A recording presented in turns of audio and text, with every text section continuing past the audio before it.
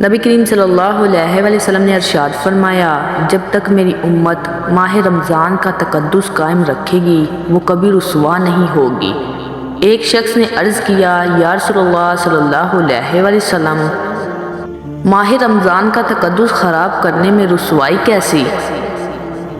آپ صلی اللہ علیہ وسلم نے ارشاد فرمایا، رمضان میں جس نے حرام کام گناہ کا ارتکاب کیا، اسی طرح شراب پی یا زنا کیا، اس پر اللہ کی اور آسمان والے فرشتوں کی اگلے سال تک لعنت برستی رہتی ہے۔ اگر اگلے رمضان سے پہلے یہ شخص مر جائے تو اللہ کے دربار میں اس کی کوئی نیکی اسے جہنم سے نہیں بچا سکے گی، لہٰذا رمضان کو ضائع کرنے سے بچو۔